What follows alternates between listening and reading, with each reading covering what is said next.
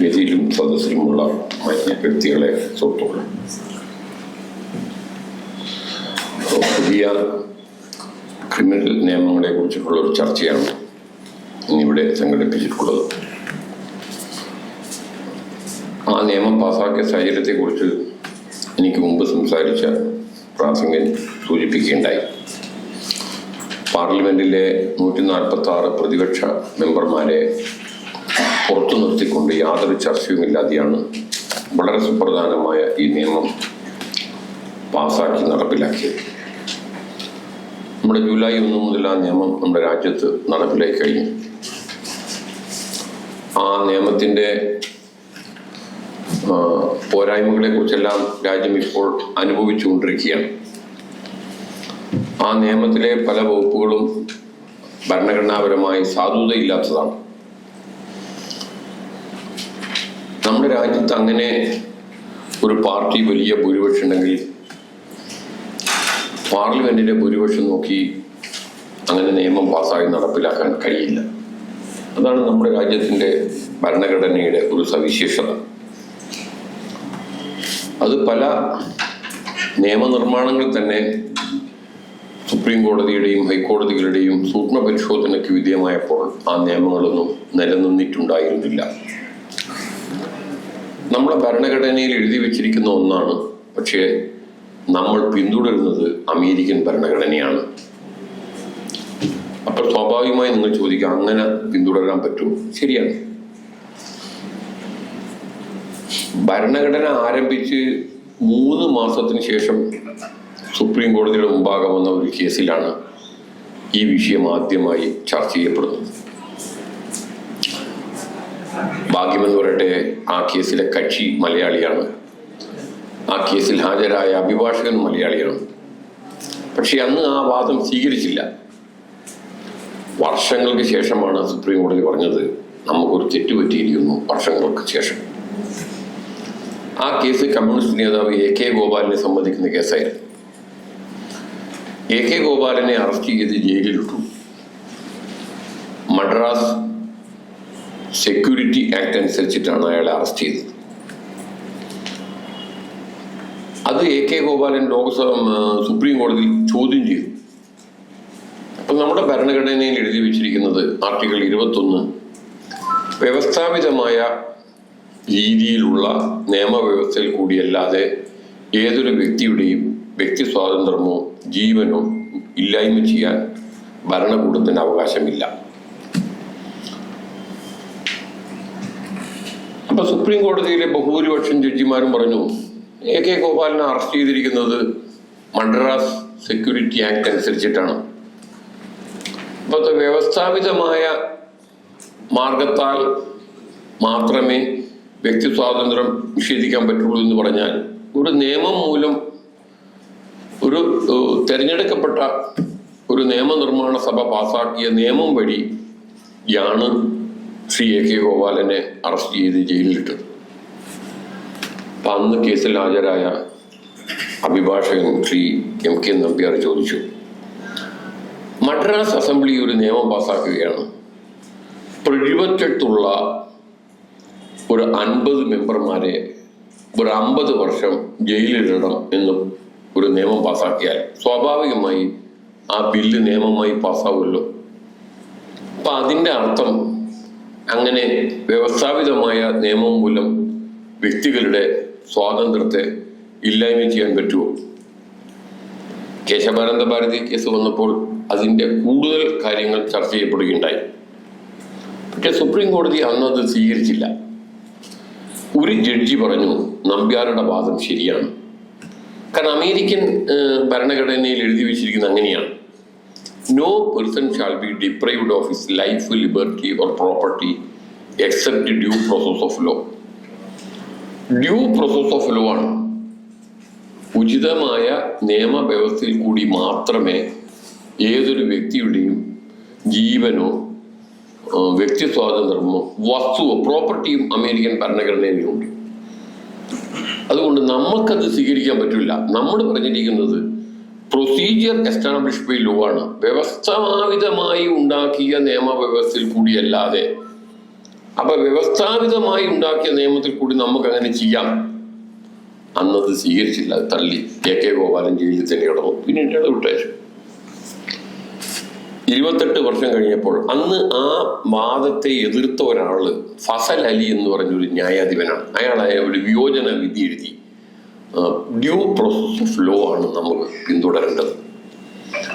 അപ്പൊ ഭരണഘടനാ നിർമ്മാണ സമിതിയിൽ ഈ വിഷയം ചർച്ച ചെയ്തതാണ്. ആർട്ടിക്കിൾ 21 ഈ ഡ്യൂ പ്രോസസ് ലോ വേണോ അല്ലെങ്കിൽ പ്രൊസീജിയർ എസ്റ്റാബ്ലിഷ് ബൈ ലോ വേണോ? അപ്പൊ ഭരണഘടനാ നിർമ്മാണ സമിതിയിലെ BN റാവു എന്ന് പറയുന്ന മൗലികാവകാശ ഫണ്ടമെന്റൽ റൈറ്റ് കമ്മിറ്റിയുടെ ചെയർമാൻ ഭരണഘടന ഉണ്ടാക്കുന്നതിന് മുമ്പ് അമേരിക്ക സന്ദർശിച്ചപ്പോൾ അമേരിക്കയിലെ ഫ്രാങ്ക്ഫർട്ടർ എന്ന് പറയുന്ന സുപ്രീം കോടതി ജഡ്ജിയോട് ചോദിച്ചു, നമ്മളെ ഭരണഘടനയിൽ ഏതാണ് നമുക്ക് എഴുതാൻ പറ്റിയത്? അവർ പറഞ്ഞു, ഡ്യൂ പ്രോസസ് ഓഫ് ലോ ചേർക്കരുത്. അങ്ങനെയാണെങ്കിൽ ജുഡീഷ്യൽ ടെറണിയാണ്, ജഡ്ജിമാര് ഭരിക്കും. അമേരിക്കയിൽ നടക്കുന്നത് അതാണ്. കോൺഗ്രസ് നിയമം പാസ്സാക്കും, സുപ്രീം കോടതി അതെല്ലാം എടുത്തു ചാടും. അങ്ങനെ അത് വേണ്ട എന്ന് കരുതിയിട്ടാണ് നമ്മൾ ഇതിൽ ഡ്യൂ പ്രോസസ് ഓഫ് ലോ ചേർക്കാതെ പ്രൊസീജിയർ എസ്റ്റാബ്ലിഷ് ലോ ചേർക്കും. 28 വർഷം കഴിഞ്ഞപ്പോൾ നമ്മുടെ സുപ്രീം കോടതി പറഞ്ഞു, മനേകാ ഗാന്ധിയുടെ കേസിൽ അവരെ പാസ്പോർട്ട് നിഷേധിച്ചൊരു കേസാണ്, നമുക്കൊരു തെറ്റ് പറ്റിയിരിക്കുന്നു. AK ഗോപാലിന്റെ കേസ് നമ്മൾ വിധിച്ചത് തെറ്റാണ്. സുപ്രീം കോടതി തുടങ്ങി 3 മാസത്തിന് ശേഷം ഉണ്ടാക്കിയ വിധിയാണ്. നമ്മുടെ ഭരണഘടനയുടെ അടിസ്ഥാന ഘടന എന്നനുസരിച്ച് യുക്തമായ ഒരു നിയമവ്യവസ്ഥയിൽ കൂടി മാത്രമേ വ്യക്തികളുടെ ഇതെല്ലാം വ്യക്തി സ്വാതന്ത്ര്യവും ജീവനും നിഷേധിക്കാൻ പറ്റുകയുള്ളൂ. പിന്നീട് ഇതിന്റെ ഒരു ആമുഖമായി പറയുകയാണ്, പിന്നീട് വന്ന കേശവാനന്ദ ഭാരതി കേസിൽ സുപ്രീം കോടതി വീണ്ടും മാറി. സുപ്രീം കോടതി പറഞ്ഞു, നമ്മളെ അതിൽ പൽക്കിവാല, പ്രശസ്തനായ അഭിഭാഷകൻ പൽക്കിവാല ചോദിച്ചതാണ്, ഭൂരിപക്ഷം ഉണ്ടെങ്കിൽ എന്തും ഒരു കക്ഷിക്ക് തീരുമാനിക്കാൻ പറ്റുമോ? ഭരണഘടനയിൽ അങ്ങനെ എല്ലാവരും എഴുതി വെച്ചിരിക്കുന്നത് ഭേദഗതി ചെയ്യാന്നല്ലേ, പൊളിച്ചെഴുതാൻ പറ്റില്ലല്ലോ. പൽക്കിവാല ഒരു കാര്യം കൂടി പറഞ്ഞു, ഒരു പ്രതിമ ഉണ്ടാക്കി വെച്ചിട്ട് അതിൻ്റെ അടിയിൽ എഴുതി വെക്കുന്നു, ഇത് ഭേദഗതി ചെയ്യാൻ പറ്റുന്നതാണ് എന്ന് പറഞ്ഞാൽ അതിൻ്റെ അർത്ഥം അതിൻ്റെ ചെവി മാറ്റാം, മൂക്ക് മാറ്റാം, അല്ലാതെ പൊളിച്ചെഴുതാൻ പറ്റില്ലല്ലോ. അങ്ങനെയാണ് സുപ്രീം കോടതി ഇന്ത്യയുടെ ചരിത്രത്തിലെ ഏറ്റവും സുപ്രധാനമായ കേശവാനന്ദ ഭാരതി കേസിൽ 13 ജഡ്ജിമാർ 6 പറഞ്ഞു പാർലമെന്റിന് ഇഷ്ടം പോലെ ഭേദഗതി ചെയ്യാം, മറ്റേ 6 പറഞ്ഞു ഇഷ്ടം പോലെ ഭേദഗതി ചെയ്യാൻ പാടില്ല. 13ാമത്തെ ഒരാൾ HR ഖന്ന, അയാൾ പറഞ്ഞു ഭേദഗതി ചെയ്യാൻ അധികാരമുണ്ട്, പക്ഷെ അതിന്റെ ബേസിക് സ്ട്രക്ചർ, അടിസ്ഥാന ഘടന പൊളിച്ചെഴുതാൻ പാടില്ല. അതാണ് ഇപ്പോഴത്തെ നമ്മുടെ നിയമം. നമുക്കറിയാലോ, മോഡി പ്രധാനമന്ത്രിയായപ്പോൾ വളരെ സുപ്രധാനമായ ഒരു ബില്ല് പാർലമെന്റിൽ അവതരിപ്പിച്ചു. ഭരണഘടനാ ഭേദഗതിയാണ്, 99ാം ഭരണഘടനാ ഭേദഗതി. ജഡ്ജിമാരെ നിയമിക്കാൻ വേണ്ടി നാഷണൽ ജുഡീഷ്യൽ അപ്പോയിന്റ്മെന്റ് കമ്മീഷൻ, അതിനെ BJP കൊണ്ടുവന്നു, കോൺഗ്രസ് അനുകൂലിച്ചു, CPM അനുകൂലിച്ചു, പ്രതിപക്ഷങ്ങൾ അംഗീകരിച്ചു, എല്ലാവരും അതിനെ അംഗീകരിച്ചു. ഐക്യകണ്ഠേന അത് പാസ്സാക്കി. ഒരാൾ മാത്രമാണ് എതിർത്തത്, രാം ജത്മലാനി രാജ്യസഭയിൽ. അദ്ദേഹം ഇവിടെ ഒരു പരിപാടിക്ക് വന്നപ്പോൾ എന്നോട് പറഞ്ഞു, mister Ali, your party supported it. മാത്രമല്ല, ഈ ജുഡീഷ്യറിയെ ബാധിക്കുന്ന ഭേദഗതികളെല്ലാം നിയമസഭകൾ ശരിവെക്കണം. പകുതി നിയമസഭകൾ, ഇന്ത്യയിൽ 20 നിയമസഭകൾ, കേരള നിയമസഭ അടക്കം കണ്ണും ചിമ്മി അത് അംഗീകരിച്ചു. പക്ഷേ ആ നിയമം പാസ്സായി മാസങ്ങൾ കഴിഞ്ഞപ്പോൾ സുപ്രീം കോടതി അത് ഭരണഘടനാ വിരുദ്ധമായി പ്രഖ്യാപിച്ചു. അപ്പൊ അതുകൊണ്ട് ഭൂരിപക്ഷം ഉള്ള ഒരു ഗവൺമെന്റ് വിചാരിച്ചാൽ ഏത് രീതിയിലും ഭരണഘടന പൊളിച്ചെഴുതാൻ പറ്റും എന്ന് ധരിക്കുന്നത് തെറ്റാണ്. നമ്മൾ വിഷയത്തിലേക്ക് കിടക്കാം. ബ്രിട്ടീഷുകാരുണ്ടാക്കിയ നിയമവ്യവസ്ഥയെല്ലാം പൊളിച്ചെഴുതുന്നു എന്ന് പറഞ്ഞിട്ടാണ് ഈ 3 നിയമങ്ങളും മാറ്റിയത്.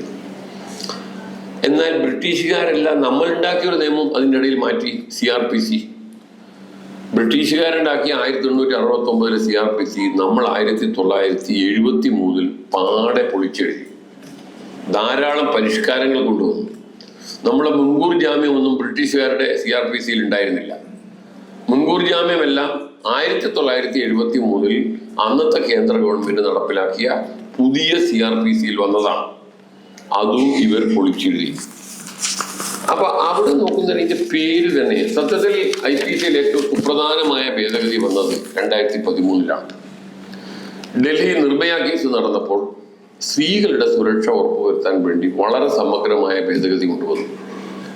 ആ ഭേദഗതി നിർദ്ദേശിച്ച കമ്മിറ്റി എന്ന് പറയുന്നത് സുപ്രീം കോടതിയുടെ മുൻ ചീഫ് ജസ്റ്റിസ് JS വർമ്മ ചെയർമാനായ ഒരു കമ്മിറ്റിയാണ്. സ്ത്രീ സുരക്ഷയെ ലക്ഷ്യമാക്കിക്കൊണ്ട് CRPC-യിലും IPC-യിലും എവിഡൻസ് ആക്ടിലും എല്ലാം സമഗ്രമായ ഭേദഗതി നിർദ്ദേശിച്ചു. പക്ഷെ ഈ പുതിയ ഭേദഗതി പാടെ ഇത് തെറ്റാണെന്നുള്ള അഭിപ്രായം എനിക്കില്ല. ഇതിൽ കുറെ നല്ല ഭാഗങ്ങളുണ്ട്, നമ്മളത് ഉൾക്കൊള്ളാതിരിക്കാൻ പറ്റില്ല. ഫോർ എക്സാമ്പിൾ, സെർച്ച് നടത്തുന്ന അവസരത്തിൽ അത് വീഡിയോഗ്രാഫി ചെയ്യണം എന്നുള്ളത് പുതിയ നാഗരിക സുരക്ഷ അനുസരിച്ചിട്ടുള്ളൊരു നിർബന്ധമാണ്. വളരെ നല്ലതാണ്. കാരണം പോലീസുകാർ നടത്തുന്ന കള്ളക്കേസുകൾ ഇല്ലായ്മ ചെയ്യാൻ ഏറ്റവും നല്ലൊരു മാർഗമാണ് വീഡിയോഗ്രാഫി, ഓഡിയോ വീഡിയോ എടുക്കണം എന്നുള്ളത്. ഞാനൊരു കേസ് നടത്തിയിരുന്നു. ഒരു എക്സൈസ് ഇൻസ്പെക്ടർ ഒരാളുടെ ഭാര്യയായിട്ട് രോഗിയായി. അപ്പം അയാളൊരു കേസിൽ കൊടുക്കണം. അങ്ങനെ അയാളൊരു ഹോട്ടലിൽ കാറ് നിർത്തിയപ്പോൾ ഇയാളെ കാറിൽ കുറെ മയക്കുമരുന്ന് കൊണ്ടുപോയി വെച്ചു. ഇയാളെ കേസിൽ പ്രതിയാക്കി ജയിലിലാക്കി. അപ്പൊ ഇവര് പറഞ്ഞു ഇയാളിതിൽ നിരപരാധിയാണ്, 100% നിരപരാധിയാണ്. അപ്പൊ ഞാൻ പറഞ്ഞു ജാമ്യത്തിന് അപേക്ഷിക്കണ്ട, നമുക്കൊരു കാര്യം ചെയ്യാം, നമുക്കൊരു റിട്ട് കൊടുക്കാം. അവിടുത്തെ CCTV ക്യാമറ ഫുട്ടേജ് സെർച്ച് ചെയ്ത് അത് എടുത്ത് ഇൻവെസ്റ്റിഗേറ്റിംഗ് ഓഫീസർ സൂക്ഷിക്കാൻ വേണ്ടി ആദ്യം ഒരു റിട്ട് കൊടുക്കാം. അപ്പൊ ജസ്റ്റിസ് ഉബൈദാണ് ഇത് കേട്ടത്. ഉബൈദ് അത് അനുവദിച്ചു. CCTV ക്യാമറ അത് സൂക്ഷിച്ച് ഫുട്ടേജ് സൂക്ഷിക്കാൻ പറഞ്ഞു. അപ്പോഴും ഇത് ശരിയാണ്. ഇയാളെ കാറിലുണ്ട് ഒരു വലിയൊരു സഞ്ചി, ഒരു കാർട്ടൂൺ സാധനം വെക്കുന്നു. അപ്പൊ ഈ സെർച്ച് ആൻഡ് സീഷർ വീഡിയോഗ്രാഫി ചെയ്യണമെന്നുള്ള പുതിയ ന്യായസംഹിത അതൊരിക്കലും തെറ്റാണെന്ന് പറയാൻ പറ്റുകയില്ല. മറ്റു കുറേ കാര്യങ്ങൾ, ഇതിന്റെ പേര് തന്നെ ചിരിവരും. നമ്മൾ എന്താ പേര്? ഭാരതീയ നാഗരിക സുരക്ഷാ സംഹിത എന്നാണ്. അതിന്റെ മലയാള അർത്ഥം ഇന്ത്യയിലെ ജനങ്ങളെ സുരക്ഷാ നിയമം എന്നാണ്. ഈ CRPC-ക്ക് പകരമുള്ള നാഗരിക സുരക്ഷാ സംഹിത അത് സുരക്ഷാ നിയമമേ അല്ല. കാരണം അതിന്റെ ലക്ഷ്യം പറയുന്നത് എന്താണ്? An act to consolidate law relating to criminal procedure. Criminal നടപടി സംഹിത ഏകീകരിക്കാൻ വേണ്ടിയുള്ള നിയമം എന്നാണ് ഇതിൽ എഴുതിയിരിക്കുന്നത്. 1973 നമ്മളിത് പരിഷ്കരിച്ചപ്പോൾ അതിലും എഴുതിയിരിക്കുന്നത് an act to consolidate and amend law relating to criminal procedure ആണ്. ബ്രിട്ടീഷുകാരുണ്ടാക്കിയ ഇതിലും എഴുതിയിരിക്കുന്നത് an act to consolidate and amend law relating to criminal procedure ആണ്. പിന്നെ അതെങ്ങനെയാണ് ഈ ഇന്ത്യൻ സിറ്റിസൻസ് പ്രൊട്ടക്ഷൻ കോഡാകുക? ഇപ്പൊ പേര് കൊടുത്തത് തന്നെ നമ്മളെ കോഴിക്കോട്ടെ മുതലക്കുളം മൈതാനിൽ നിന്ന് കൊടുത്ത പോലെ, അവിടെ മുതലയില്ല കുളവുമില്ല, അതുപോലെയാണ് ഇതിന് പേര് കൊടുത്തിരിക്കുന്നത്. അപ്പൊ ഒരു ആപ്ലിക്കേഷൻ ഓഫ് മൈൻഡ് ധാരാളം ഇല്ലാത്ത ഒരു നിയമം പോലെയാണ് നമുക്ക് തോന്നുന്നത്. ഇതിന്റെ മറ്റു കാര്യങ്ങൾ ഈ സദസ്സിൽ പറഞ്ഞാൽ നിങ്ങൾ എത്ര കണ്ട് മനസ്സിലാക്കുമെന്നറിയില്ല. അഭിഭാഷകന്മാർക്ക് ഇത് ശരിക്കും പെട്ടെന്ന് മനസ്സിലാക്കാൻ സാധിക്കുന്ന ഒരുപാട് വിഷയങ്ങളാണ് ഇതിലുള്ളത്. ഉദാഹരണമായിട്ട് ഇതിന്റെ ഒരു നല്ല വശമാണ് ഞാൻ പറയുന്നത്. FIR-നെ കുറിച്ചിട്ട് 0 FIR നിങ്ങൾ കേട്ടിരിക്കും. ഇപ്പോഴെങ്ങനെയാണെന്ന് ഇപ്പൊ ഇവിടെ ഒരു കൊലപാതകം നടന്നാൽ നമ്മൾ ഉടനെ നോർത്ത് റെയിൽവേ പോലീസ് സ്റ്റേഷനിൽ പോയി കൊടുത്താൽ അവർ FIR രജിസ്റ്റർ ചെയ്ത് ഒപ്പിത്. പക്ഷേ ഈ പുതിയ ഇതനുസരിച്ചിട്ട് നമുക്ക് ഒരാൾ വിളിച്ചു പറയാണ് ഗൗഹട്ടിയിൽ ഒരു കൊലപാതകം നടന്നെന്ന് പറഞ്ഞാൽ നോർത്ത് റെയിൽവേ സ്റ്റേഷനിൽ പോയി ഗൗഹട്ടി റെയിൽവേ സ്റ്റേഷൻ്റെ അവിടെ കൊലപാതകം നടന്നെന്ന് പറഞ്ഞാൽ north railway station police station FIR register ചെയ്യാൻ ബാധ്യസ്ഥരാണ് ഈ പുതിയ നിയമം അനുസരിച്ച്. അതാണ് 0 FIR. അതൊരു വിധത്തിൽ നല്ലതാണെന്ന് വിശ്വസിക്കുന്ന ആളാണ് ഞാൻ. കാരണം ഒരൊറ്റ പ്രഥമ വിവര റിപ്പോർട്ട് പോലും രജിസ്റ്റർ ചെയ്യപ്പെടാതെ പോകരുത്. അത് ഒരു വലിയ പരിഷ്കാരത്തിന്റെ ഭാഗമാണിത്. ഏതടിസ്ഥാനത്താണ്? Irrespective of the area where the offence is committed. കുറ്റകൃത്യം നടന്ന സ്ഥലത്തിന് എവിടെയാണെങ്കിലും ഒരു പ്രഥമ വിവര റിപ്പോർട്ട് രജിസ്റ്റർ ചെയ്യാനുള്ള ഒരു വ്യവസ്ഥ പുതിയ നമ്മുടെ നിയമവ്യവസ്ഥയിൽ എഴുതി വെച്ചത് ശരിക്കും ഒരു വലിയൊരു വിപ്ലവകരമായ കാര്യം തന്നെയാണ്. പക്ഷേ അതാണ് പഴയ 154 വകുപ്പ്, ഇപ്പോഴത്തെ 173 വകുപ്പിലാണ് ഈ ഭേദഗതി എഴുതി വെച്ചിരുന്നത്. പക്ഷെ പിന്നീട് അങ്ങോട്ട് പോകുമ്പോൾ ധാരാളം പ്രശ്നങ്ങളാണ് നമുക്ക് കാണാൻ കഴിയുന്നത്. ഇപ്പൊ നമ്മളിപ്പോ ഒരു പോലീസ് കേസെടുക്കാതെ കോടതിയിൽ ഒരു സ്വകാര്യ അന്യായം ഫയൽ ചെയ്യുന്നു. അപ്പൊ സ്വകാര്യ അന്യായം എപ്പോഴാണ് ഫയൽ ചെയ്യുക? പോലീസിന്റെ വീഴ്ച കാരണം FIR രജിസ്റ്റർ ചെയ്യാതെ കേസ് രജിസ്റ്റർ ചെയ്യാത്ത അവസരത്തിലാണ് സ്വകാര്യ അന്യായം വേണ്ടി വരുന്നത്. പുതിയ നിയമം അനുസരിച്ചിട്ട് സാധാരണ ഈ നിയമം വരുന്നതിന് മുമ്പാണെങ്കിൽ ഒരാൾ കോടതിയിൽ ഒരു വക്കീൽ മുഖാന്തരം സ്വകാര്യ അന്യായം കൊടുത്താൽ അയാളെ വിസ്തരിക്കും. എന്നിട്ട് അയാളെ കൂടെയുള്ള സാക്ഷികളെ വിസ്തരിക്കും, ഈ സംഭവം കണ്ടെന്ന് പറയും. എന്നിട്ട് കോടതിക്ക് ഇതിൽ പ്രഥമ ദൃഷ്ടിയ കേസ് ഉണ്ട് എന്ന് കണ്ടാൽ ഉടനെ പ്രതിക്ക് സമൻസ് അയച്ച് അയാൾ വിളിപ്പിക്കും. പക്ഷേ ഈ പുതിയ നിയമത്തിൽ അത് മാറി. പുതിയ നിയമത്തിൽ നമ്മളൊരു പ്രൈവറ്റ് കംപ്ലൈന്റ് കൊടുക്കുന്നു, സ്വകാര്യ അന്യായം കൊടുക്കുന്നു, നമ്മളെ വിസ്തരിക്കുന്നു, നമ്മളെ മൊഴിയെടുക്കാൻ അടക്കുന്നു കോടതി, സാക്ഷികളെ മൊഴിയെടുക്കാൻ അടക്കുന്നു, 10 or 12 സാക്ഷികളെ മൊഴിയെടുക്കാൻ അടക്കും. കോടതിക്ക് ഈ കേസിൽ പ്രഥമ ദൃഷ്ടിയ കേസ് ഉണ്ടെന്ന് ബോധ്യപ്പെട്ടാലും പ്രതിക്ക് സമൻസ് അയക്കണ്ട, പ്രതിന്റെ വാദം കേൾക്കണം. ഒരാൾ പ്രതിയാവുന്നതിന് മുമ്പ് അയാളെ വാദം കേൾക്കണം എന്നുള്ള പുതിയ വ്യവസ്ഥ നമ്മുടെ ക്രിമിനൽ ജസ്റ്റിസ് സിസ്റ്റത്തിന് കളങ്കമുണ്ടാക്കുന്നതാണ്. സാധാരണക്കാരൻ കോടതിയിൽ പോയി വാതിൽ മുട്ടി നിയമത്തിന് സങ്കട നിവൃത്തി വരുത്താനുള്ള അവകാശമാണ് സത്യത്തിൽ ഇല്ലായ്മ ചെയ്തിരിക്കുന്നത്. മാത്രമല്ല, ഇപ്പോഴും ഈ ഹേമ കമ്മിറ്റി റിപ്പോർട്ടിനെ കുറിച്ചെല്ലാം വരുന്ന വിഷയങ്ങൾ അറിഞ്ഞപ്പോൾ മറ്റൊരു വ്യവസ്ഥ കൂടി എഴുതി വെച്ചു. FIR ഇപ്പൊ പോലീസിൽ നമ്മളൊരു പരാതി കൊടുത്തു.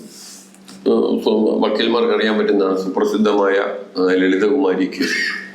ലളിതകുമാരി കേസ് എന്ന് പറഞ്ഞാൽ ഭരണഘടനാ ബെഞ്ചിന്റെ 5 ജഡ്ജിമാർപ്പെട്ട സുപ്രീം കോടതി ഒരു വിധി പ്രസ്താവിച്ചപ്പോൾ അത് സുപ്രധാനമായ വിധിയാണ്. പോലീസ് സ്റ്റേഷനിൽ കൊഗ്നിസിബിൾ ഒഫൻസ്, അതായത് പോലീസിന്റെ വാറന്റ് ഇല്ലാതെ അറസ്റ്റ് ചെയ്യാൻ അധികാരമുള്ള കേസുകളുണ്ട്, കുറെ ഗണത്തിൽപ്പെട്ട കേസുകളാണ്. അങ്ങനെയുള്ള കേസിനെ കുറിച്ച് പോലീസ് സ്റ്റേഷനിൽ പോയി വിവരം പറഞ്ഞാൽ അത് ഫോൺ മുഖാന്തരമോ വാക്കാലോ രേഖാമൂലമോ മറ്റ് രീതിയിലോ പോയി പറഞ്ഞാൽ പോലീസ് FIR രജിസ്റ്റർ ചെയ്ത് ഉടനെ സംഭവ സ്ഥലത്ത് പോയി അന്വേഷണം ആരംഭിക്കണം എന്നതാണ് അടിസ്ഥാനപരമായ വ്യവസ്ഥ. ആ നിയമത്തിലുള്ള വ്യവസ്ഥ തന്നെയാണ് ഈ ലളിതകുമാരി കേസിൽ പറഞ്ഞത്. പക്ഷേ 4 വിധത്തിലുള്ള കേസ് അങ്ങനെ പെട്ടെന്ന് അന്വേഷണത്തിലേക്ക് പോകണ്ട. FIR രജിസ്റ്റർ ചെയ്യുന്നതിന് മുമ്പ് ഒരു പ്രാഥമിക അന്വേഷണം നടത്തണം പോലീസ്.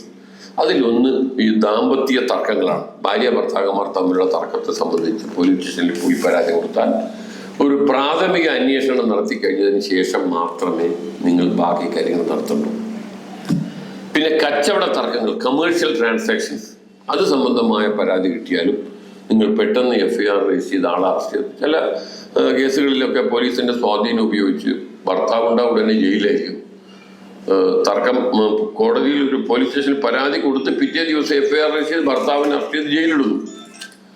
അതുപോലെ വ്യാപാര വാണിജ്യ തർക്കങ്ങൾ, പിന്നെ മെഡിക്കൽ നെഗ്ലിജൻസ്, ഡോക്ടർമാർക്കെതിരായുള്ള കേസുകൾ, അത് സംബന്ധിക്കുന്ന വിവരങ്ങളും നിങ്ങൾ കിട്ടിയാൽ പെട്ടെന്ന് FIR രജിസ്റ്റർ ചെയ്യേണ്ട. പിന്നെ പറഞ്ഞിരിക്കുന്നത് അഴിമതി നിരോധന നിയമപ്രകാരമുള്ള കേസുകൾ. ഈ 4 വിധത്തിലുള്ള കേസുകൾ ഒഴിച്ച് വേറെ ഒന്നിനും തന്നെ പ്രാഥമിക അന്വേഷണം ആവശ്യമില്ല.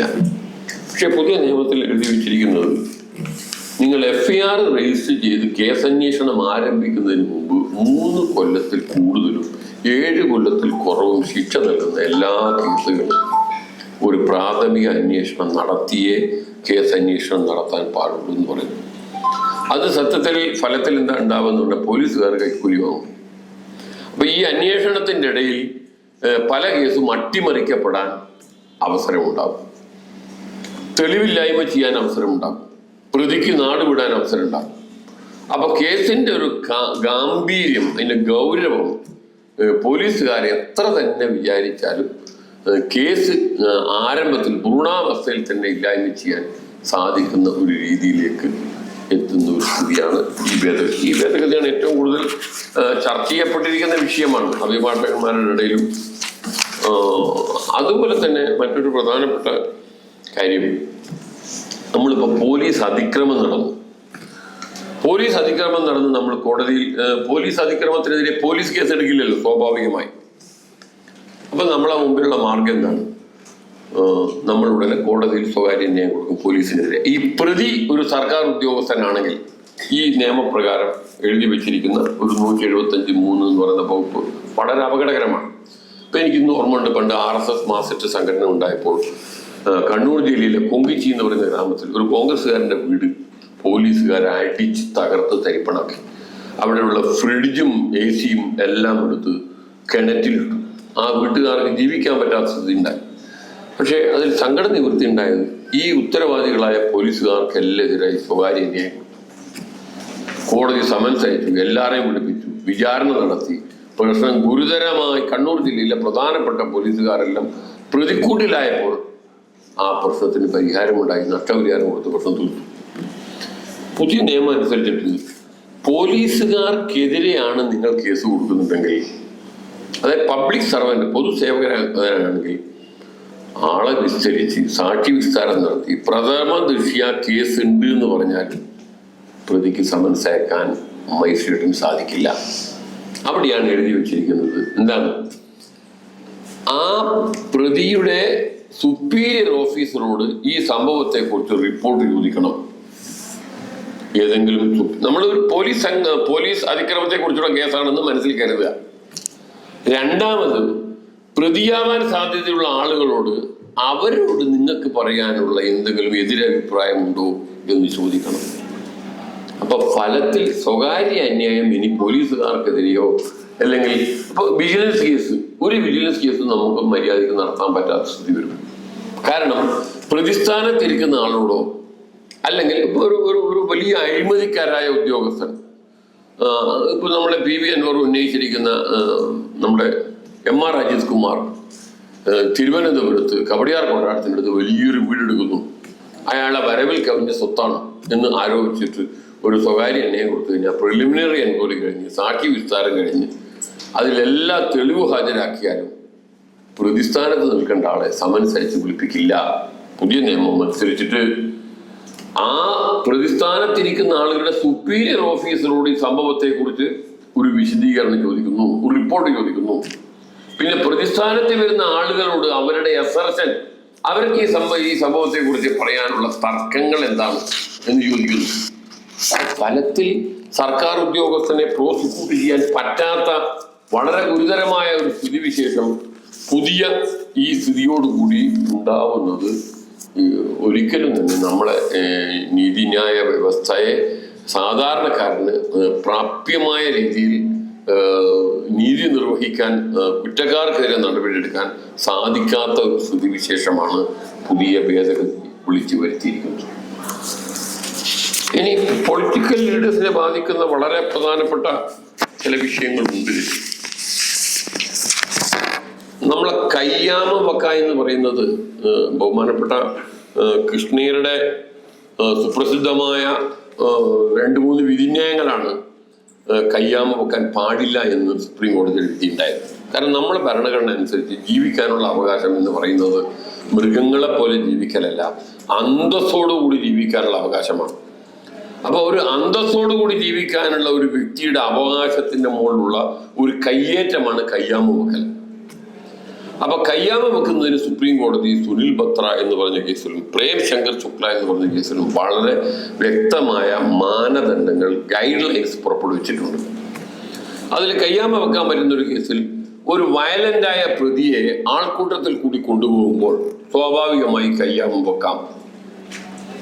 പിന്നെ ഹാർഡ് കോർ ക്രിമിനൽ, ഒരു ടെററിസ്റ്റായ ഒരാളെ, കാരണം ഇയാളെ പിടിച്ചു കൊണ്ടുപോകുന്ന പോലീസുകാരൻ നിയന്ത്രണം ഇല്ലാതിരിക്കുന്ന സ്ഥിതിയിൽ കയ്യാമം വെക്കാം.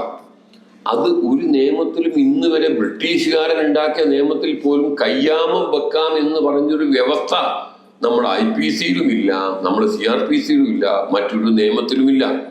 ഈ പുതിയ ഗവൺമെന്റാണ് 43(3) എന്ന് പറയുന്ന വകുപ്പ് ഭാരതീയ നാഗരിക സുരക്ഷാ സംഹിതയിൽ എഴുതി ചേർത്തിട്ട് പറഞ്ഞത് കയ്യാമം വെക്കാം. ആയിക്കോട്ടെ, ആരെയാണ് കയ്യാമം വെക്കുന്നത്? ഹാബിച്വൽ ഓഫൻഡർ, സ്ഥിരം കുറ്റവാളി വെച്ചോട്ടെ, ഒരു കുഴപ്പമില്ല. പിന്നെ കസ്റ്റഡിയിൽ നിന്ന് ഓടിപ്പോകുന്ന ആൾ, അവരെയും കയ്യാമം വെച്ചോട്ടെ. പിന്നെ ഏതെങ്കിലും കേസിൽപ്പെട്ട ആളാണ് ടെററിസ്റ്റ് ആക്ട്, ഡ്രഗ് ആക്ട്, മറ്റേ മയക്കുമരുന്ന് കേസ്, ആയുധങ്ങൾ, കൊലപാതകം, റേപ്പ്, ആസിഡ് അറ്റാക്ക്, കള്ളനോട്ടടി കേസ്, ഇവരുള്ള ആൾക്കെല്ലാം കയ്യാമ വെച്ചോട്ടെ. പക്ഷെ അതിനും സുപ്രീം കോടതിയുടെ മാനദണ്ഡം എന്ന് പറയുന്നത് ഒന്ന് വയലന്റ് ആയിരിക്കണം, കസ്റ്റഡിയിൽ നിന്ന് ഓടിപ്പോയ ആളായിരിക്കണം, ഹാബിച്വൽ ഒഫൻഡർ, സ്ഥിരം കുറ്റവാളിയായിരിക്കണം, ഒരു ആൾക്കൂട്ടത്തിൽ കൂടി ഒരു വയലന്റായ പ്രതിയെ കൊണ്ടുപോകുമ്പോൾ ഈ പോലീസുകാരന് നിയന്ത്രണം. ബഹുമാനപ്പെട്ട മഹസൂൻ സാർ വന്നിട്ടുണ്ട്. അപ്പൊ സ്വാഭാവികമായിട്ട് ആ കൂട്ടത്തിലാണ് എഴുതി വെച്ചിരിക്കുന്നത് ഹാബിച്വൽ ഒഫൻഡറെ കൂടെ റിപ്പീറ്റ് ഒഫൻഡർ. ആരാണ് റിപ്പീറ്റ് ഒഫൻഡർ? ആ റിപ്പീറ്റ് ഒഫൻഡർ എന്ന് പറഞ്ഞ ആരാണ്? ഗവൺമെന്റിനെതിരെ സമരം ചെയ്യുന്ന, ഗവൺമെന്റിനെതിരെയുള്ള കുറ്റത്തിൽ പ്രതിയായ റിപ്പീറ്റ് ഒഫൻഡർ. ശരിക്കും നമ്മൾ പരിശോധിച്ചു കഴിഞ്ഞാൽ നമ്മളെ നോമിനേഷൻ പത്രികയോടൊപ്പം കൊടുക്കുന്ന ക്രൈം സ്റ്റേറ്റ്മെന്റ് നോക്കിയാൽ നമ്മളെ ഒട്ടുമുക്കാൽ MLA-മാരും MP-മാരായി മത്സരിക്കുന്ന സ്ഥാനാർത്ഥികൾ റിപ്പീറ്റ് ഒഫൻഡർ അല്ലേ? അവരുടെ പേരിലുള്ള കേസെല്ലാം ഗവൺമെന്റിനെതിരെ സമരം നടത്തിയ, സമരത്തോടനുബന്ധിച്ച് രജിസ്റ്റർ ചെയ്ത കേസുകളല്ലേ? അപ്പൊ റിപ്പീറ്റ് ഒഫൻഡറെ, ഹാബിച്വൽ ഒഫൻഡർ കൂട്ടത്തിൽ റിപ്പീറ്റ് ഒഫൻഡറെ ചേർത്തിരിക്കുന്നത് നമ്മുടെ ജനാധിപത്യ അവകാശങ്ങൾക്കെതിരെയുള്ള ഒരു വലിയ കടന്നുകയറ്റമാണ്. കാരണം പെട്ടെന്ന് നോക്കി നമുക്ക് മനസ്സിലാവില്ല ഈ 43 അങ്ങനെ ഒരു വകുപ്പിന് എഴുതി ചേർത്തത് വളരെ ദൗർഭാഗ്യകരമാണ്. ഹാബിച്വൽ ഒഫൻഡറും റിപ്പീറ്റ് ഒഫൻഡറും തമ്മിലുള്ള വ്യത്യാസം എന്താണ്? Repeat offender against government. അപ്പൊ അത് ഉദ്ദേശിച്ചിരിക്കുന്നത് ഗവൺമെന്റിനെതിരെ രാഷ്ട്രീയ നേതാക്കന്മാർ അവരെ അറസ്റ്റ് ചെയ്ത് കൊണ്ടുപോകുമ്പോൾ അവരെ കയ്യാമം വെക്കാൻ പോലീസിന് അധികാരം കൊടുക്കുന്ന ഒരു വകുപ്പ് ഒബ്ജക്ഷനബിൾ ആണ്. അത് ഭരണഘടനാപരമായി ഈ റിപ്പീറ്റ് ഒഫൻഡറുടെ കാര്യത്തിൽ ഈ പുതിയ ഭാരതീയ നാഗരിക സുരക്ഷാ സംഹിതയിലെ ഈ വകുപ്പ് നിലനിൽക്കില്ല എന്നാണ് എൻ്റെ ഒരഭിപ്രായം. സമയം കുറവാണ്, ഇത് രണ്ടും എങ്ങനെ പറയാൻ പറ്റുമെന്ന് എനിക്കറിയില്ല. ഞാൻ ബ്രീഫ് ചെയ്യാം. മറ്റൊരു പ്രധാനപ്പെട്ട വളരെ ചർച്ച ചെയ്യപ്പെടേണ്ട ഒരു വിഷയം എന്ന് പറയുന്നത് നമ്മുടെ ഈ ട്രയൽ ഇൻ ആബ്സെൻഷ്യ. ട്രയൽ ഇൻ ആബ്സെൻഷ്യ, പ്രതി ഇല്ലാതെ വിചാരണ നടത്താം എന്ന് പറയുന്നൊരു വകുപ്പ്. സത്യത്തിൽ ട്രയൽ ഇൻ ആബ്സെൻഷ്യ ആവശ്യമാണ് എൻ്റെ അഭിപ്രായത്തിൽ. പക്ഷേ ഒരു പ്രതിയില്ലാതെ ഒരു കുറ്റവിചാരണ എത്ര കണ്ട് സാധ്യമാണ് എന്ന് നമ്മൾ പരിശോധിക്കുമ്പോൾ ഇതിൽ എഴുതിയിരിക്കുന്ന ട്രയൽ ഇൻ ആബ്സെൻഷ്യ ഭരണഘടനാ വിരുദ്ധമാണ് എന്ന് നമുക്ക് പറയാൻ സാധിക്കും. എന്താണ്? ഒരു മർഡർ കേസിലെ പ്രതിയാണെന്ന് കരുതുക. അയാൾക്കെതിരെ അയാൾ സമൻസ് വാറണ്ടും എല്ലാം അയച്ച് അയാൾ വരുന്നില്ല. അപ്പോൾ കോടതി ഇതിൽ പറയുന്നത് അയാളുടെ അഭാവത്തിൽ, അസാന്നിധ്യത്തിൽ വിചാരണ നടത്താം എന്നാണ് പുതിയ ന്യായ സംഹിതയിലെ നാഗരിക സുരക്ഷാ സംഹിതയിലെ 356 പറയുന്നത്. മാത്രമല്ല അങ്ങനെ പ്രതിയുടെ അസാന്നിധ്യത്തിൽ വിചാരണ നടത്തി കുറ്റക്കാരാണെന്ന് ശിക്ഷിച്ചു കഴിഞ്ഞാൽ അയാൾക്ക് അപ്പീൽ കൊടുക്കണമെങ്കിൽ 3 കൊല്ലം കഴിഞ്ഞാൽ പിന്നെ അപ്പീലും കൊടുക്കാൻ പറ്റില്ല എന്നാണ് എഴുതി വെച്ചിരിക്കുന്നത്. അപ്പൊ ഒരു ക്രിമിനൽ ലോയർ എന്ന നിലയിൽ നമ്മൾ ചോദിക്കാം, ഒരു ക്രിമിനൽ നിയമ നടപടിക്രമത്തിൽ ഒരു മർഡർ കേസിലെ പ്രതിയോട് കുറ്റപത്രം വായിച്ചു കേൾപ്പിക്കണം. അപ്പൊ കുറ്റപത്രം ആര്, എങ്ങനെ, എപ്പോൾ, ഏത് രീതിയിൽ വായിക്കും? നിയമത്തിൽ ഇവിടെ ഒന്നും പറഞ്ഞിട്ടില്ല.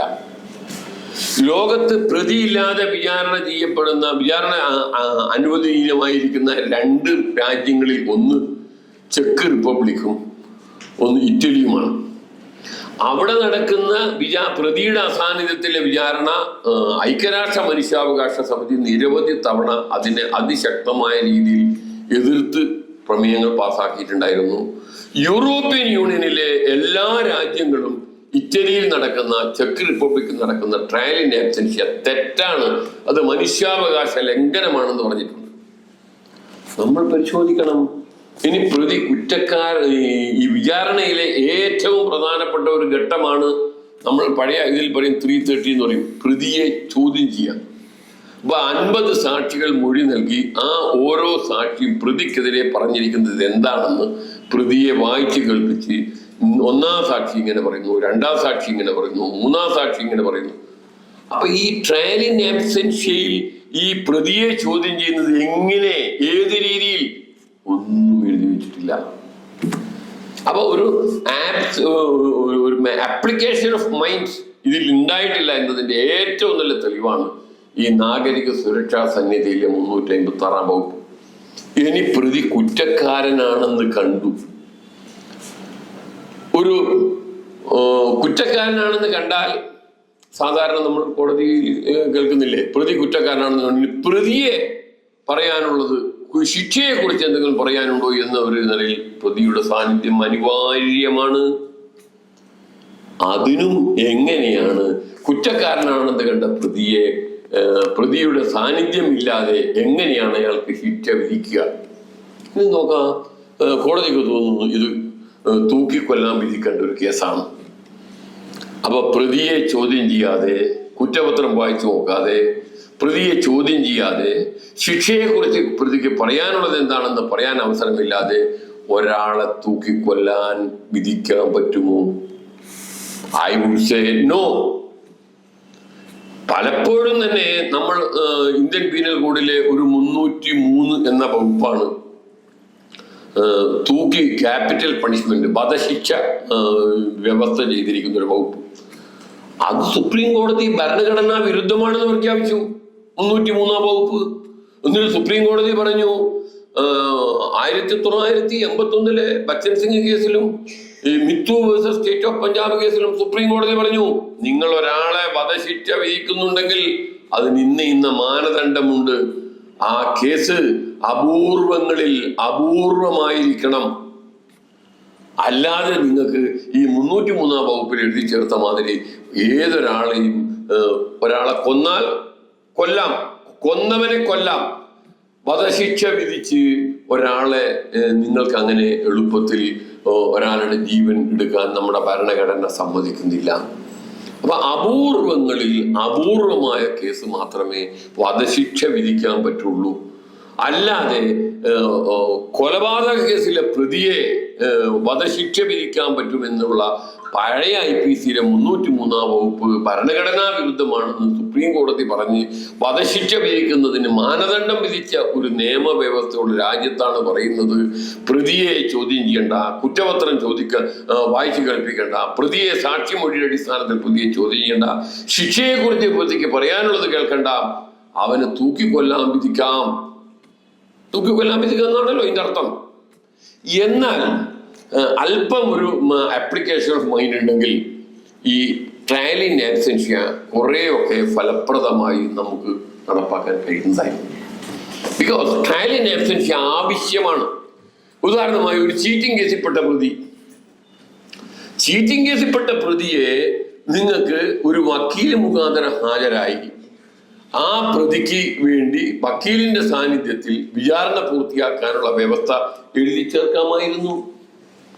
ഈ വ്യവസ്ഥയിൽ ഈ 356 വകുപ്പിൽ എഴുതി ചേർത്തിരിക്കുന്ന വകുപ്പുകൾ മുഴുവനും പൊളിച്ചെഴുതി മാറ്റിയെഴുതി കൂടുതൽ വ്യക്തി സ്വാതന്ത്ര്യവും ഉറപ്പ് നൽകത്തക്ക രീതിയിൽ, ഒരു പ്രതിയുടെ എല്ലാ അവകാശങ്ങളും ഉറപ്പ് നൽകത്തക്ക രീതിയിൽ, ഒരു ഫെയർ ട്രയൽ ഉറപ്പ് വരുത്തത്തക്ക രീതിയിലുള്ള ഒരു ട്രയൽ ഇൻ ആബ്സെൻഷ്യ ആയിരുന്നു നമുക്ക് ഏറ്റവും ആവശ്യം. അതുണ്ടായില്ല. അതുകൊണ്ട് ഈ 3 കൊല്ലം കഴിഞ്ഞാൽ പിന്നെ അത് ഒരിക്കലും അപ്പീൽ പോലും ഇല്ലാത്ത രീതിയിൽ ഒരാളെ മേൽ വധശിക്ഷ വിധിച്ചിട്ടുണ്ടെങ്കിൽ അത് അവിടെ അവസാനിക്കുന്നു എന്നുള്ള വ്യവസ്ഥ അത് വളരെ ഭരണഘടനാ വിരുദ്ധമാണ്, നിയമസാധുത ഇല്ലാത്തതാണ് എന്ന് ഞാൻ ആവർത്തിച്ച് പറയുന്നു. പിന്നെ ഇതിന്റെ വേറെ കുറച്ച് ചില നല്ല വശങ്ങളെന്ന് പറയാൻ കാരണം, ഒരു പോലീസ് ഇൻവെസ്റ്റിഗേഷൻ പൂർത്തിയാക്കി കുറ്റപത്രം കൊടുക്കുന്നു. അപ്പൊ ആ കേസിലെ പരാതിക്കാരന് ഈ കുറ്റപത്രത്തോടൊപ്പം ബോധിപ്പിച്ചിരിക്കുന്ന രേഖകൾ കിട്ടാൻ ഇന്നത്തെ നിലയിൽ ഒരു വക്കീലിനെ വെച്ച് അപേക്ഷ കൊടുത്ത് സർട്ടിഫൈഡ് കോപ്പി എടുക്കണം. പുതിയ വ്യവസ്ഥ അനുസരിച്ചിട്ട് 193 വകുപ്പ് എഴുതി വെച്ചിരിക്കുന്നു. കുറ്റപത്രം ബോധിപ്പിച്ചു കഴിഞ്ഞാൽ പ്രതിക്കും പരാതിക്കാരനും അഭിഭാഷകം മുഖാന്തരം ആ കുറ്റപത്രത്തിലെ എല്ലാ രേഖകളും, എല്ലാ മൊഴികളും, സാക്ഷിമൊഴികളും, രേഖകളും, പ്രമാണങ്ങളും കിട്ടുവാനുള്ള പുതിയ വ്യവസ്ഥ വളരെ ഗുണകരമാണ് എന്ന കാര്യത്തിൽ യാതൊരു സംശയവുമില്ല. അതുപോലെ തന്നെ കേസ് വിഡ്രോയൽ, കേസ് പിൻവലിക്കുക. ഇപ്പൊ നമ്മുടെ അസംബ്ലി അടിച്ചു പൊളിച്ച കേസ്, ആ കേസ് പിൻവലിക്കാൻ വേണ്ടി ഗവൺമെന്റ് ഉത്തരവിറക്കി.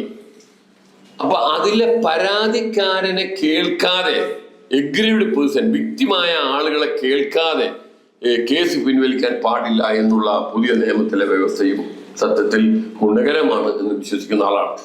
അപ്പോൾ സ്വാഭാവികമായി ചോദിക്കാം, അസംബ്ലി അടിച്ചു പൊളിച്ച കേസിലെ വിക്ടിമാരാണ്, പബ്ലിക്കാണ്. ഇനി ജനറൽ പബ്ലിക് നമ്മളെന്നാ കേസ് എവിടെ എടുത്തത്, മിസ്റ്റർ രമേശ് ചെന്നിത്തലയ്ക്ക് വേണ്ടി ഒബ്ജക്ട് ചെയ്തു ട്രയൽ കോടതി.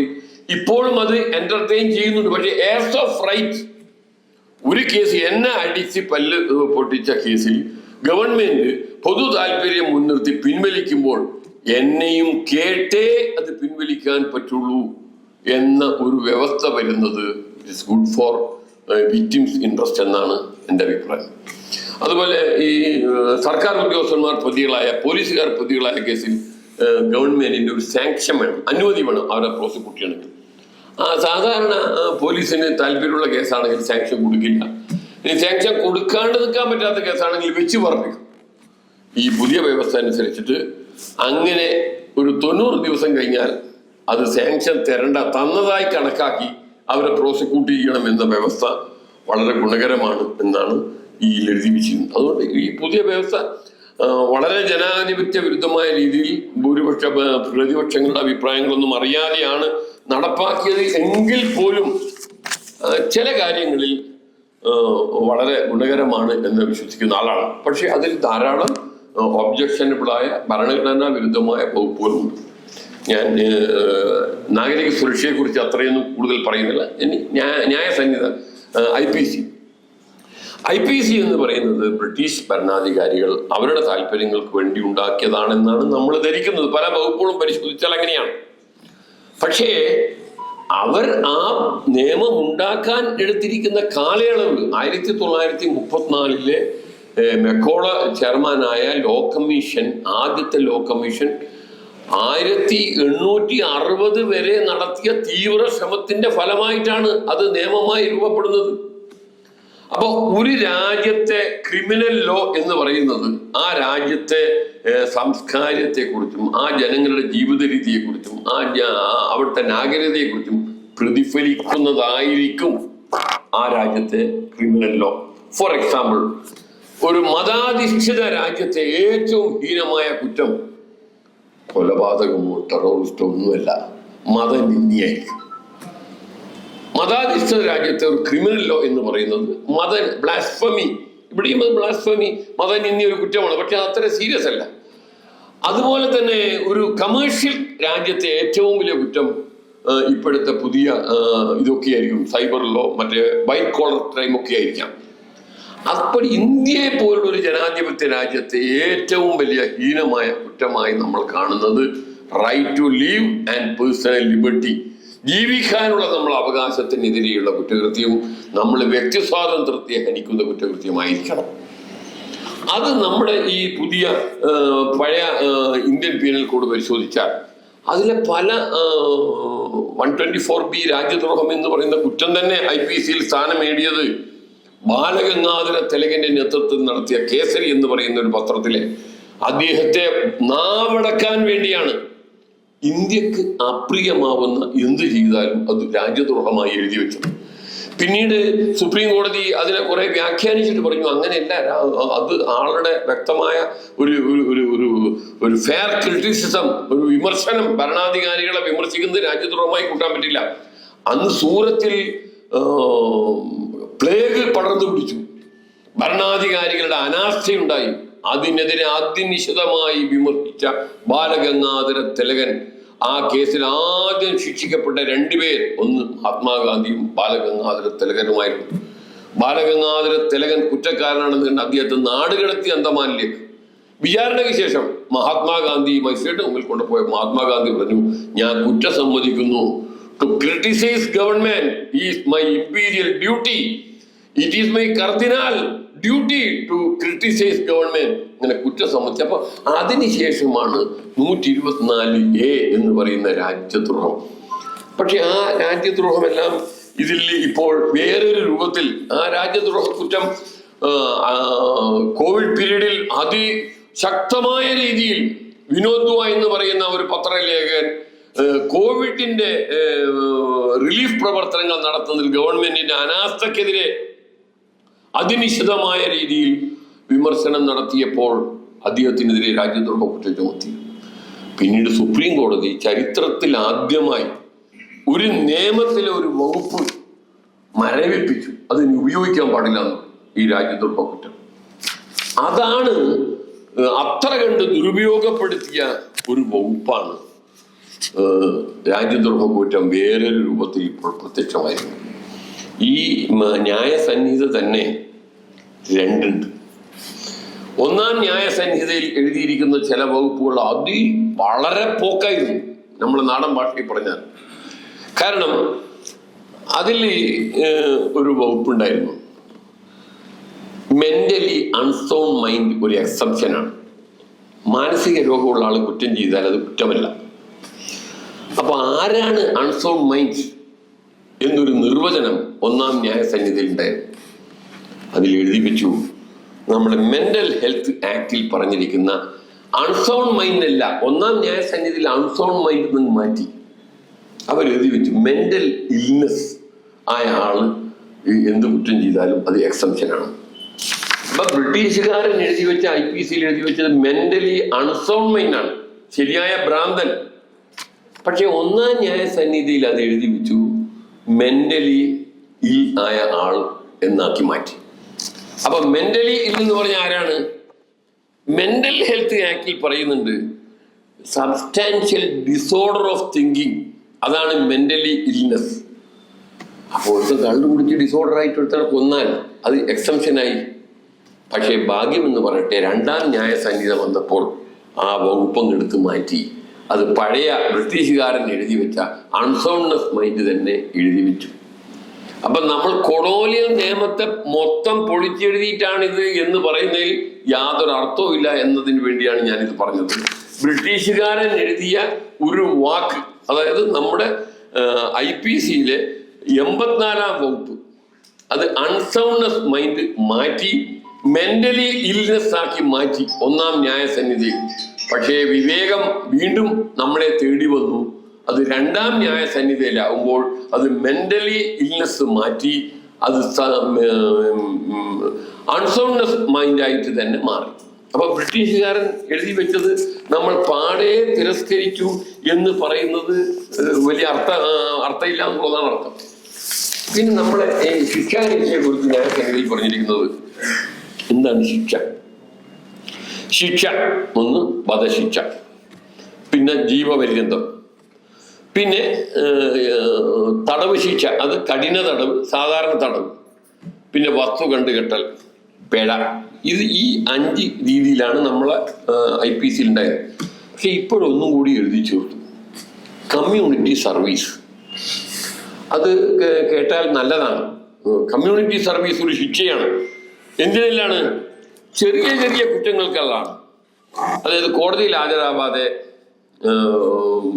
പിന്നെ പ്രൊക്ലമേഷൻ വാറന്റ് ആയത് ഒരു കുറ്റമാണ് നമ്മളെ ഇന്ത്യൻ പീനൽ കോഡ് അനുസരിച്ചിട്ട്. ആ കുറ്റത്തിന് ശിക്ഷ നൽകുന്നത് കമ്മ്യൂണിറ്റി സർവീസ് ആവാം. അതുപോലെ തന്നെ ആത്മഹത്യാശ്രമം, അത് ഞാൻ പിന്നീട് വിവരിക്കാം. ആത്മഹത്യാശ്രമത്തിന് വേറൊരു വ്യാഖ്യാനം കൊടുത്തു, അതും കമ്മ്യൂണിറ്റി സർവീസാണ്. പക്ഷെ എന്താണ് കമ്മ്യൂണിറ്റി സർവീസ് എന്ന് എഴുതണ്ടേ? അതൊന്ന് വ്യാഖ്യാനിക്കണ്ടേ? ഇപ്പൊ ഉദാഹരണമായി നമ്മൾ വായിച്ചതാണ്, മഹാത്മാഗാന്ധിയുടെ ആശ്രമത്തിൽ ഒരു സമ്പന്നയായ ഒരു പെൺകുട്ടി എല്ലാം ആഡംബരം ഉപേക്ഷിച്ച് ഗാന്ധിയുടെ ആശ്രമത്തിൽ സേവനത്തിന് വന്നു. അപ്പൊ ആ സ്ത്രീക്ക് കൊടുത്തിരിക്കുന്ന ജോലി എന്ന് പറയുന്നത് ഒരു വയലന്റായ ഒരു വൃദ്ധയായ സ്ത്രീയെ പരിഹരിക്കുക എന്നുള്ളതാണ്. അവരുടെ മലമൂത്ര വിസർജനം, അവരുടെ ശുശ്രൂഷ, അവർക്ക് ഭക്ഷണം. കാരണം ആ സ്ത്രീ അതുമായി ഇങ്ങനെ 5 മിനിറ്റ് പോരാ, കൺസൊരു 5 മിനിറ്റ് കൊണ്ട് നിർത്തുകയാണെങ്കിൽ ഞാനിപ്പോൾ നിർത്താം, അല്ലെങ്കിൽ പിന്നെ തുടങ്ങിയാൽ പിന്നെ ബുദ്ധിമുട്ട് പോകും. If you degree. അപ്പൊ ആ പോയപ്പോൾ മഹാത്മാഗാന്ധി ഒരു ദിവസം നോക്കുമ്പോൾ ഈ സ്ത്രീ, ഈ ചെറിയ സമ്പന്നയായ സ്ത്രീ, ഈ വയലൻ്റായ ഒരു വൃദ്ധയായ സ്ത്രീയുടെ മലമൂത്രം, അതാണ് കമ്മ്യൂണിറ്റി സർവീസ്. മഹാത്മാഗാന്ധി പറഞ്ഞ് അവരത് ചെയ്യണ്ട, അവര് പൂന്തോട്ടം നനക്കലായിക്കോട്ടെ സർവീസ്. അങ്ങനെ പൂന്തോട്ടം നനക്കാൻ വേണ്ടി ഏൽപ്പിച്ചപ്പോൾ കുറേ ദിവസം കഴിഞ്ഞപ്പോൾ ഈ സ്ത്രീ ഇതാരാ ചെയ്യുന്നതെന്ന് നോക്കണമല്ലോ, എന്നെ മാറ്റിയിട്ട്. അപ്പം നോക്കുന്നത് ഇതെല്ലാം ചെയ്തിരിക്കുന്നത് മഹാത്മാഗാന്ധിയാണ്. അപ്പൊ കമ്മ്യൂണിറ്റി സർവീസിന്റെ 2 ഭാഗമാണ് ഞാൻ പറഞ്ഞത്. ഈ വയലൻ്റായ രോഗിയായ സ്ത്രീയെ പരിചരിക്കലും കമ്മ്യൂണിറ്റി സർവീസ് ആവാം, പൂന്തോട്ടം നനക്കലും കമ്മ്യൂണിറ്റി സർവീസ് ആവാം. അപ്പം നിർവചിക്കപ്പെടാതെ പോകുന്ന കമ്മ്യൂണിറ്റി സർവീസ് എന്ന് പറയുന്നത് നോട്ട് കറക്റ്റ്. പിന്നെ 1860 പാസ്സാക്കിയ നിയമത്തിൽ എഴുതി വെച്ചു, അശ്രദ്ധയോടുകൂടി വണ്ടി ഓടിച്ചാൽ 6 മാസം 1000 രൂപ തടവും. 1860 നമ്മൾ 2024 നിയമം പാസ്സാക്കുന്ന നേരം അതിന്റെ ശിക്ഷ 6 മാസം 1000 രൂപ തന്നെയാണ്. 1860 1000 രൂപ എന്ന് പറഞ്ഞാൽ ഇന്നത്തെ എത്ര രൂപയായിരിക്കും? അത് മാത്രം നമ്മൾ പരിശോധിച്ചാൽ ഞാനത് വിവരിക്കുന്നില്ല. പ്രഗത്ഭരായ അഭിഭാഷകന്മാർ ഇവിടെ ഇരിക്കുന്നുണ്ട്. നിരാഹാര സത്യാഗ്രഹം എന്ന് പറയുന്നത് മെന്റൽ ഹെൽത്ത് ആക്ടിൽ തന്നെ പറഞ്ഞു നിരാഹാര സത്യാഗ്രഹം ഒരു കുറ്റമല്ല, ഒരു കാരണവശാലും. പക്ഷേ അപ്പം നിരാഹാര സത്യാഗ്രഹം എന്ന് പറയുന്നത് 309 ആണ്. നിരാഹാരമല്ല, ആത്മഹത്യാ ശ്രമം. കാരണം മനുഷ്യ ശരീരത്തെ ബാധിക്കുന്ന ഒരു കുറ്റമാണ്. പക്ഷെ ഇവിടെ ഈ പുതിയ ന്യായ സംഹിതയിൽ നിരാഹാര സമരം സത്യാഗ്രഹം വേറെ രൂപത്തിൽ എഴുതി വെച്ചിട്ടുണ്ട്. അത് വളരെ വിചിത്രമാണ്. ഒരു ഗാന്ധിയൻ സമരത്തെ തമസ്കരിക്കുക എന്നതല്ലേ എന്ന് നമ്മൾ സംശയിച്ചു. കാരണം mental health act 2017 Modi government കൊണ്ടുവന്നിട്ട് പറഞ്ഞു ആത്മഹത്യാ ശ്രമം ഒരു കുറ്റകരമല്ല. കാരണം അത് മനുഷ്യന്റെ ഒരു സ്ട്രെസ് കൊണ്ടുണ്ടാവുന്നതാണ്. എനിക്കെതിരെ വരെ പണ്ടൊരു നിരാശ വടകര BNV സ്കൂളിലെ കുട്ടികളെ പുറത്താക്കിയിട്ട് നമ്മൾ സത്യാഗ്രഹം നടത്തിയപ്പോൾ നമ്മളെ വലിയ ആത്മഹത്യാ ശ്രമത്തിന് കേസ് 309, വേറെ 2-3 പറയും ഇന്ദിരാഗാന്ധി രാഷ്ട്രീയ കേസുകളിൽ നമ്മളെ വലിയ സത്യാഗ്രഹം നടത്തിയ. പക്ഷെ ഇപ്പോഴും വളരെ ബുദ്ധിപരമായി ഈ ഹങ്കർ സ്ട്രൈക്ക് കുറ്റകരമാക്കി എഴുതി വെച്ചു. ഈ 276 എന്ന് പറയുന്ന attempt to commit suicide is not an offence എന്നാണ് മെന്റൽ ഹെൽത്ത് ആക്ടിൽ എഴുതി വെച്ചിരിക്കുന്നത്. കാരണം അത് മനുഷ്യന്റെ ആത്മഹത്യാ ശ്രമം എന്ന് പറയുന്നത് മെന്റൽ സ്ട്രെസ് കൊണ്ട് ഉണ്ടാവുന്നതാണ്, അതൊരിക്കലും കുറ്റകരമല്ല എന്ന് എഴുതി വെച്ച ഒരു നിയമം മാറ്റിയിട്ട് എഴുതി വെച്ചിരിക്കുക. എന്താണ് അറ്റംപ്റ്റ് ടു കമ്മിറ്റ് സൂയിസൈഡ്? എന്തിനാണ്? To compel or restrain exercise lawful for, അധികാരികളുടെ ഒരു നിയമപരമായ സംഗതി ചെയ്യാൻ നിർബന്ധിക്കുന്ന രീതിയിൽ ആത്മഹത്യാശ്രമം ഹങ്കർ സ്ട്രൈക്ക് നടത്തിയാൽ, നമ്മുടെ മറിയക്കുട്ടിക്ക് പെൻഷൻ നൽകണം എന്ന് പറഞ്ഞ് സമരം നടത്തിയാൽ അത് ആത്മഹത്യാശ്രമമാണ്. To compel or restrain whoever attempts to commit suicide with intent to compel, restrain public servant, ഏതെങ്കിലും അധികാരിയെ, പൊതുസേവകനെ നിയമപരമായി ചെയ്യേണ്ട സംഗതി. നമ്മളെ സിവിൽ സപ്ലൈസിന്റെ വില വർദ്ധിപ്പിച്ച നടപടി തെറ്റാണ്. അല്ലേ, ക്ഷേമ പെൻഷൻ നൽകാതിരിക്കുന്നത്. കാരണം ചെയ്യാൻ നിർബന്ധമായ സംഗതി ചെയ്യാൻ നിർബന്ധിച്ചാൽ അത് ഒഫൻസാക്കി.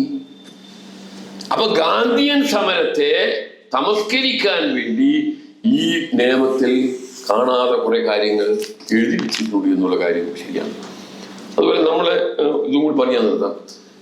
ബ്രിട്ടീഷുകാരുണ്ടാക്കിയ നിയമത്തിൽ ഒരു വാഹനം തട്ടി 50 ആള് മരിച്ചാലും 2 കൊല്ലം തടവ് ബെയിലബിൾ ഒഫൻസാണ്. പണ്ട് ഇരിട്ടിയിൽ ഒരു വാൻ സ്കൂളിൽ കയറി 25 കുട്ടികൾ മരിച്ചു, 23 കുട്ടികൾ മരിച്ചു. അപ്പൊ ഞാൻ അവിടെ പോയപ്പോ പോലീസിനോട് ചെല്ലപ്പ ഇതിപ്പം 2 മാസം തടവല്ലേ ഉണ്ടാവും. അല്ല, അത് നമ്മൾ നരഹത്യാ കുറ്റം ചുമത്തിയാൽ ഈ മരിച്ചയാളെ കുടുംബത്തിന് നഷ്ടപരിഹാരം ഉപയോഗിക്കാൻ പോലും പറ്റൂല. അപ്പൊ ഈ വാഹനങ്ങൾ തട്ടി മരിക്കുന്നത് ചെറിയ കുറ്റമാക്കി വെച്ച കാരണം എന്താ? അന്ന് വാഹനങ്ങൾ ബ്രിട്ടീഷുകാർക്ക് ഉണ്ടായിരുന്നുള്ളൂ. അതുകൊണ്ടാണ് വാഹനങ്ങൾ തട്ടി ആളെ കൊന്നാൽ അതൊരു ചെറിയ കുറ്റമാക്കി വെച്ചത്. അപ്പൊ ആദ്യത്തെ ന്യായസന്നിധിയിലെല്ലാം ഈ വാഹനങ്ങൾ തട്ടി ആളും മരിച്ചാൽ ആ causing death due to negligent act വളരെ സീരിയസ് ആവുന്നു. പക്ഷെ രണ്ടാം ന്യായസഭ വന്നപ്പോൾ അത് വെയിലബിൾ ആണ്, മജിസ്ട്രേറ്റ് ട്രൈ ചെയ്യുന്നതാണ്. അതിൽ അശ്രദ്ധ തന്നെ രണ്ടാക്കി. ഡോക്ടർമാരുടെ അശ്രദ്ധ കൊണ്ട് ആൾ മരിച്ചാൽ 2 കൊല്ലം, വാഹനം തട്ടി മരിച്ചാൽ 5 കൊല്ലം. പക്ഷേ മജിസ്ട്രേറ്റ് ആണ് വിചാരണ, അത് രണ്ടും വെയിലബിൾ ആണ്. വേറൊരു വകുപ്പ് എഴുതി വെച്ചു, ഒരു വാഹനം തട്ടി ഒരാളെ കൊന്ന് അത് പോലീസിനെ അറിയിക്കാതെ അയാൾ രക്ഷപ്പെട്ടാൽ അത് 10 കൊല്ലം തടവാണ്. പക്ഷെ ആ വകുപ്പ് നോട്ടിഫൈ ചെയ്തില്ല, നടപ്പിലാക്കിയില്ല. ജൂലൈ 1-ാം തീയതി ആ വകുപ്പ് നടപ്പിലാക്കിയിട്ടില്ല എന്ന് മാത്രം പറഞ്ഞു.